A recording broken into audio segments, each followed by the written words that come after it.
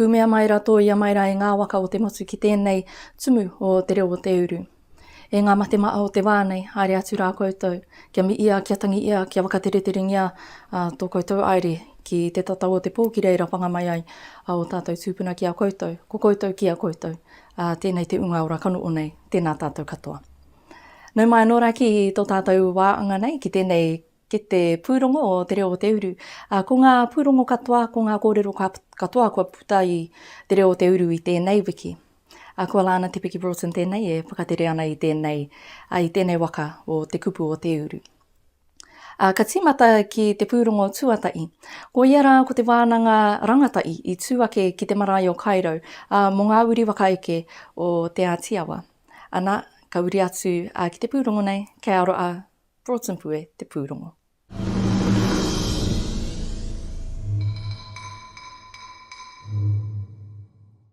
E wānanga rangatai i tū ki te marae o kōrero i wai tarataranaki, ko te wakakotai i ngā uri o Te Āti Awa, tōna kaupapa.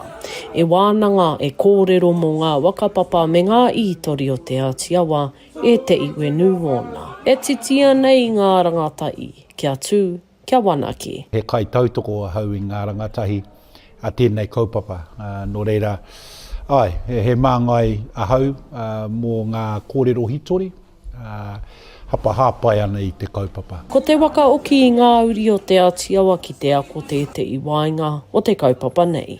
Ko taimas rītai te i o ngā kaiwaka aere o te wānanga rangatai. Ei tāna, ko te nootai ki ngā rangatai e āhuatanga e waka kipa ana i aia. Coming to the wānanga is getting to know our rangatahi better. It gives them a more better understanding of who they are and where they come from, especially for Te Ati Awa, and being able to be a part of this. It's sort of encouraged me to be around the whānui more. Something interesting about the wānanga is that you get to learn about Te Ati Awatanga. So if you're unsure about any of that, you can come to these wānanga and pretty much everyone around here knows a lot about it.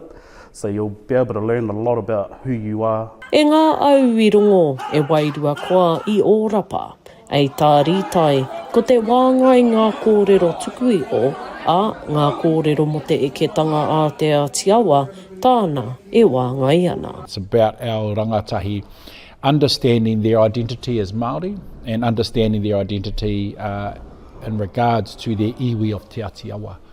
So we just happened to be at Te Hungaririki at Pokerangi Orahapu in Kōrero, and at the front we have carvings that are of tamarau te heketanga ārangi and rongo ueroa.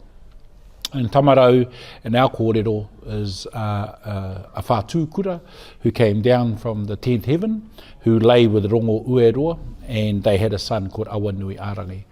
So that's part of our narrative in kōrero that speaks to the identity of who we are as Te Ati Awa. So the big part is providing a huarahi and a pathway for rangatahi to know who they are, to connect as a whānau, and to understand that their wakapapa links them to everybody that's here. E nui tonu ngā oropaki i toro atu i te wānanga, pēnei ngā maitoi me te puoro.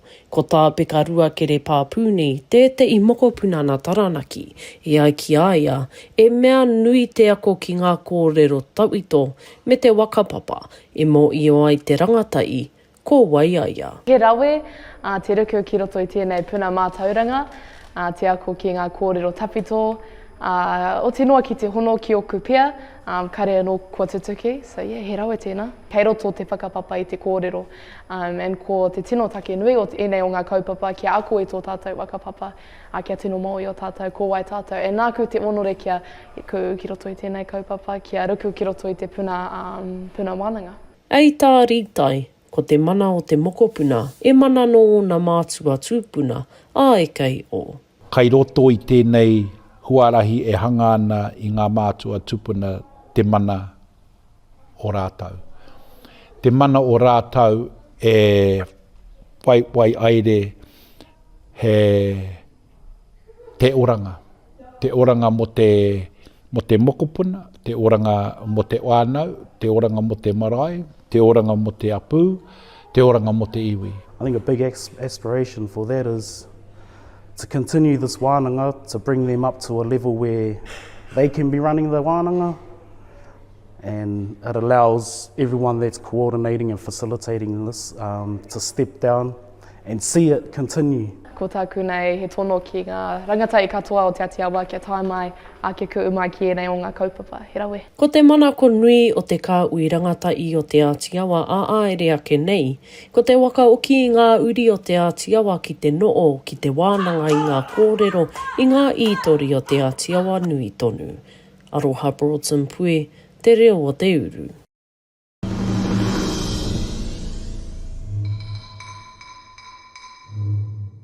Tēnā rā koe te aroa i tēnā pūrongo. Mō te wānanga rangata i nei i tū ki kairau marae mō ngā uri wakaeke a Te Āti Awa iwi no runga i te rangi. Koia rā ko ana uri ku uki atu ki kairau ki tōna marae ki te ruku i te kōrero, ki te ruku i ngā wai, ki te wānanga i te urupaunamu, ko waiau, e pakari ai te tū a te tangata i tēnei au ka titiro ake kiwa o ka ki te iaia no i roto i ōna wenua, i roto i ōna marae, iāna tikanga, iāna kōrero, iāna wakarite katoa, e tāi ana te ono i te tangata ki te wakapapa, te whakapapa i te tangata ki āia no. Hoi anō tērā anō te i kōrero, i puta ake, i ua ake i tēnei pūrongo, mo te iri o tēnei āhuatanga te no otai, te oki atu ki tau ake marae, pēnei te tūtakitaki ki te iwi whānui, ki o wānanga, taira anō ki tēnei reanga ara ko te rangata i tērā, me te mōio tēnei wānanga i wakatūria i runga i te whakaaro ki rātou ma. Ara rātou ku oki mai ki te wenua. Ku aria mai, ku kawea mai me rātou, ko o rātou wakaaro, ko o rātou weako i roto i ngā tau. Pērā oki i ngā wānau e no o āua tauiti ana i te wenua nei, āua matarana i te wenua, ka uki mai, engari ka uki mai te uri. Tērā e te i ua pea kei ngā kete ka kawea mai kua whakakia i roto i ngā tau o te noo ki wenua ke. Hoi anō e te iwi koiara ko te wānanga rangata i tū ki kairau marae mō ngā uri wakaeke a Te Āti Awa no runga i te rangi. I tēnei wā i te iwi ka tauri ake ki te pūrongo tuarua i puta i tēnei wiki. E aro atu ana ki te kura o manukura, i tai atu ki apani, ki te tākaro i te witupōro, me te tīma takiwitu nei. Kia Regan Paranei, te pūrongo.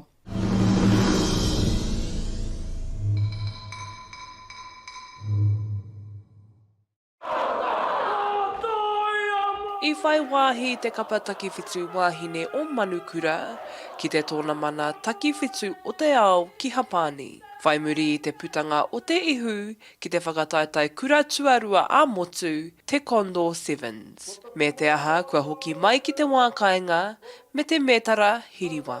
It was pretty cool. It was, especially the whole Japanese culture, I think was really exciting and different for us, but yeah, overall pretty cool. Ko tā te kāpene takirua tā Jaira Maniapoto, he taumata anō te whakataitai ki Hapani ma tāna kapa takiwhitu. It's definitely a step up from what is over here, but also some of the teams in New Zealand could also be at that level. So I think, yeah, just the hard work really put us that extra step forward. Me te aha I rongo hoki rātou I ngā āhuatanga kia tae ki ngā whiringa toa. The conditions probably weren't the best, but yeah, the score was 27-0, so we definitely was places where we could improve, but overall it was a good effort from our girls. The 12 best boys, first 15 teams in the world were there, and also 8 of the best girls, 7th team in the world were there. It was competitive. The environment conditions were quite challenging. The girls played in dry, sort of on turf conditions, so lots of grazes on their skin in day one, and then went to a final on a boggy, wet field with grass. That was quite challenging, but that's part of it. Ko te haerenga nei he āheinga anō hoki mā tēnei tira, kia ruku reto ki te ahurea o ngā iwi take o Hapani. I think we learned probably the differences but also the similarities in our cultures, Māori and Japanese, but also just the having fun and like being able to embrace all of that. E pupuru ana rātou i te taumata tuarua o te ao i tō rātou reanga. Hei tā te kaiwhakaako ta Christina Sue, he whiwhinga nui mā te kura whānui. I just, a huge mihi to Nathan and Yvette Jury. You know, they started this kaupapa 18 years ago with a vision to have a different model of education for Māori and use sport as the vehicle to drive so much more. And this came to fruition. These girls had the experience to experience Japanese culture and just incredible to be Māori and be over there. So, yeah, we're really privileged to be in this position. Ka huri te aronga te kapa ki te whakataetai whutupōro, me te wawata ia, mau tonu ana rātou ki te taumata. Regan Paranihi, te reo o Te Uru.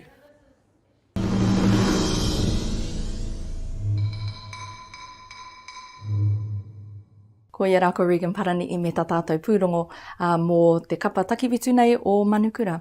I tai atu ki Apani ki te wakataitai i te Wutupōro. Ko ia rā ko ngā kōrero i uake mō te orokoanga o tēnei kapa, o tēnei tīma. Ara i runga i te whakaaro nui ki ngā rarau e tāi ana i te Māori. E mea whakatō i ngā tau o mua tata ki te rua te kautau i nāianei. Ana i tēnei wā e kite ana te nui o ngā ua kua puta ake i tēnā whakaaro nui. Ko ia rā ko ngā wāine i tai atu ka kōrero mō ngā wheako i reira mo te rereke o te wenua, o te rangitonu, o tai ao meki. Engari ara ngā aureinga o te iwi taketake, ara o ki ko ngā ononga ki a rātou, ki e rā tikanga taketake, ki e rā whakaaro taketake. Ka rereke tonu peange, engari kai reira tonu te māramatanga e waka ono ana i te iwi taketake ki te iwi taketake. Ko ia rā ko te kapa takiwitu o Manukura e ke ana ki ngā pai ōrunga mo te tākaro Wutupōro nei. E te iwi kua tai atu ki te pūrongo tuatoru o te wānei, kei a Phoenix Manly Green tēnei pūrongo, e kōrero ana mo te waka ngāwari i ngā taimaatanga o te waka iko i te ware. Kei a koe, e Phoenix.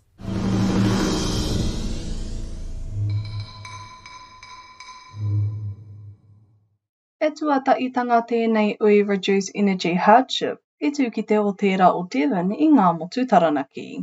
Neke atu i te ono te kau tangata i tai atu ki te wakarongo ki ngā āhuatanga o te pūngao. Kia kōrero ia mō tēnei raru. Ko Paul Schooler te kaiwaka aere matua o Wise Charitable Trust and o umariri ana ki ngā kamupene i tai atu ki tēnei kaupapa. The conference is going really well. I think already we've unlocked some amazing stuff already. It's been a great morning session. Still a lot more to unwrap in the afternoon sessions that are coming up. I think that it's going really well, and I think that at the end of this, if we can have less people living in energy hardship, we've won. Ko te pātai matua o Anaru Marshall, pauwaka aere o te kā uimaru, me pē ia a taranaki e wairautaki mo te pūngao, kia waka oki atu ki ngā ware orapa i Aotearoa. On this kaupapa, it's interesting. Taranaki is the energy region of Aotearoa. Why is there energy hardship? That's the question. You know, we're generating energy here. It's going into manufacturing and industry, and it's driving that part of the national economy. But we need to find some way to be able to channel that back into households where people can access it at a reasonable cost. Taranaki is it's the energy region of Aotearoa. We have a vested interest in it as tangata whenua, as Māori providers, and as sort of seeking new ways of working together so that in future we're not looking back thinking that we were bad ancestors around the energy debate. Hei tā tētai o ngā uri o Taranaki a Bobby Lee Waru, Ko te oranga tonutanga o tōna wānau, te matū o tōna taiatu ki te toro ki ngā puna ā-iko-iko. Maharawa ngā kare ā-roto i tēnei wānarunga i te mea ka kōrero au mō tētehi tangata noa ki au. Tau i tō rawa tōku whare, nā reira, ko te mea nui, ko te oranga tonutanga o roto mai tōku whānau, ki roto i tēnei whare, ko tōku matua, anō, he kaumātua rawa, nāna no tēnei whare i hanga. Nā reira, ko tāku kia mōhio atu me hanga pūnaha, ngā pūnaha hiko, ngā pūnaha pūngā o me ki, e ora tonu ana, e haere ana i roto i tō tātou nei ake hāpore. The outcomes are quite tricky because they're not quick solutions as people pointed out. You know, for us the outcome would be, like I said, less tamariki and pepe living in poverty in this country, and especially what we refer to as energy poverty. So it's the energy consumption that they use that throws them into poverty. E ai kia skoola ko o ngā wawa tānui, kia kaua e ki te tonu i ngā tamariki, e no o a ore ki Aotearoa. Phoenix Manly Green, Te Reo o Te Uru.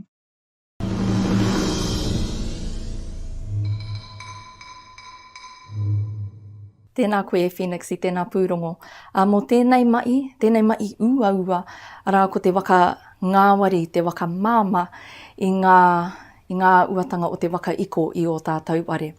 Tērā te pātai i ua ake i te pūrongo nei, mena ko taranaki te roe kaa ki te waka iko i te nui o ngā ware, i te nui o ngā kāinga, e ai no o makariri tonu ai e ti i o tātou anō wānau, o tātou anō kāinga, te kai i te tēpu e no o makariri tonu ana, e ai pēnei ai. Nā, e ai ki ngā kōrero, e ara i te wakautu māma, e ara pia i te ara māma ki te wai i te wakautu. Engari ka rongo i ngā kōrero i a Bobili waru, mo te wai i ngā pūnaa, te wai wakaro ki ngā rautaki, te ata mārama ki te pūnaa waka iko ware, e mō i o wai te tangata, ka pē e a rānei tana wai i te rāara, i te mea e māramana tātou, tēnei mea te pūnaa waka iko ware, e mea angana te tangata. E ara i te mea, ka tika ngā wakarite a te tangata, e oranga mo te katoa, engari te nuinga o te wā, ka wakaritea kia pai mo te nuinga, kei te kitea e tātou ngā āputa ku wai o mai nei.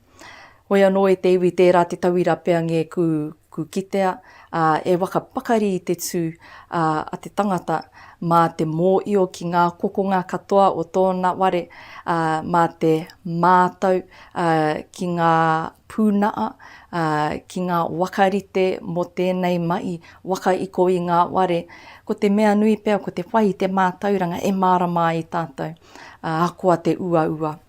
E ara tēnei mea waka ngāwari i te mai ngāwari.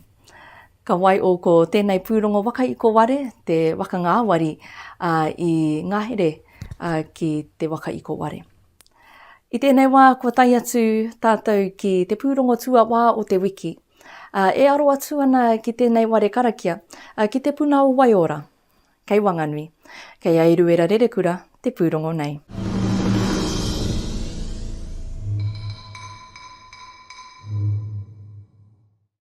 Koenei te ware karakia e tū ana ki te kokonga o te uarai o pūriri me kōwhai. I ngā wā ōmua, he whare karakia perepehi pitiri ana, engari, mai te tau 2001, nā te puna o Waiora tēnei ware. Akoa e ware karakia e pukapū tēnei mo te āpori. We've had many of our own whānui within the Hāhi pass away. And so this has become more like a marae, a community marae within the city centre to support our whānui through that time. In particular, there have been places where whānui have nowhere else to go within our community. I've had calls saying, look, you know, this family's got nowhere to go. Their house is too small. And so we opened this facility up to utilise them for whichever way they want. We've used this also facility for many other occasions where people utilise our hall. For our birthdays. We've had quite a few birthdays here, unveilings, weddings. So it's been a huge asset for the community. Kei te wā toro atu rātou ki te hapori ki te kohi moni, hei hoko i tēnei whare karakia mai i te hāhi perepeti ana. Their first initial offer, which we just turned down straight away, he said, look, we can't afford this. I think they wanted to hear that, and so they put into process initially to want to gift it to us. We were excited about it, so we supplied all the resources that they needed, all the paperwork, and we placed that on the table. They had to go do their due diligence and do their presbyteries. And so when I talk of the initial regional area of the Presbyterian region, had agreed. There wasn't one. In fact, they personally said to us, look, we just would love for you guys to have it. And so we were excited, but at the end of the day, they weren't the ones that actually signed it off. So it went down to what we call their property trust down in Wellington. And then the process came back that, no, they wanted to negotiate a price for it. E wakarite ana rātou I tētei pō wakanga'au kia tai ai te ko'i moni. So on the 17th of June, I think one of our first major fundraising events is what we're going to do is have a variety and a auction night. And we'll be running this through City College out of there, and we're utilising again our local community to do our to run our entertainment, our variety show. Especially our taikuras, part of that. We've sort of got our kapahaka within City College itself. We want to be part of that, as well as our own ponoura, and a whole lot of other events that are coming. Hip hop, rock and roll are coming on board. I think we went to Alana Awa, and sort of they are very keen to come and support this kaupapa as well as a few others. Te Ā'ua nei, e tino tautoko nāna rātou e te apuri. We need community support because we've had a lot of support from outside the community, especially when they heard, what was going on. Initially, the word went out is that we were closing down and this was up for sale. So that was the initial thrust that went out. We assured them no in the negotiation. So our first thought is that we needed to start to fundraise. E ara I te mea ka noono ai o rātou ki te ware karakia nei, kei te wātoro atu rātou ki ngā apuri wakarairai. How important it is, I think it's hugely important for us, not only just our tamariki, also our whānau, our parents, and even our kaumātua that are local around here. So we serve in a way, not just so much from a Sunday as a Sunday service, but our call. We have what we call our purpose statement. Ko mātou wene ko te pono o waiora. He haere ngātahi atu ki te hapa te kingetanga o tātua. Ki wānganui. And then what that means is literally, we go out. And so that's what we found. We weren't someone that actually just stayed in the building. Most of our activities happen after Sunday. Tēnā koe matua Eugene, tuai te pō wakanga au ko I moni, ai te tekauma witu o pipiri ki te kura o te manawa, ara Wanganui City College. Iruere reri kura, te reo o Te Uru.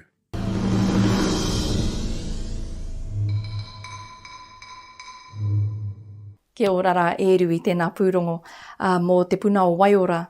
Tēnei ware karakia, e ware wakaruru au I te tini I te mano, ku tau atu ki roto I āia, I roto I ngā tau. I te wā o te ora nui, I te wā o te mate nui oki. Tērā ko ngā kaupapa pēnei ngā uritau, ngā mārenatanga, arā oki.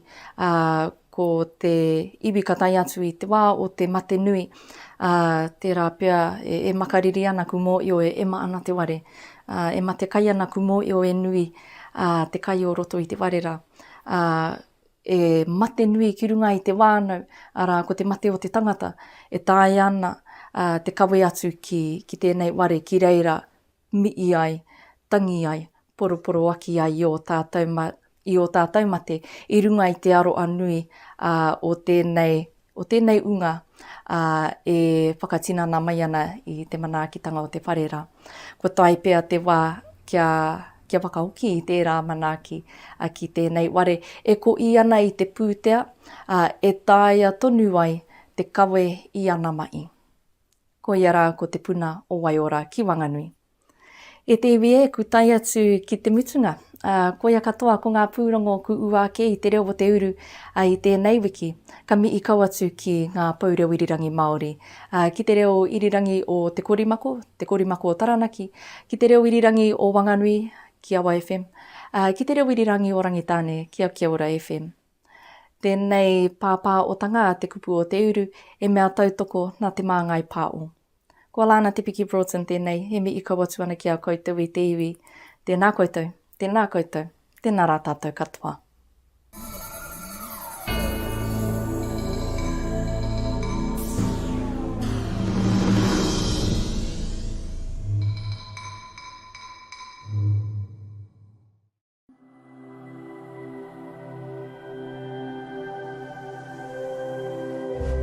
Ko te reo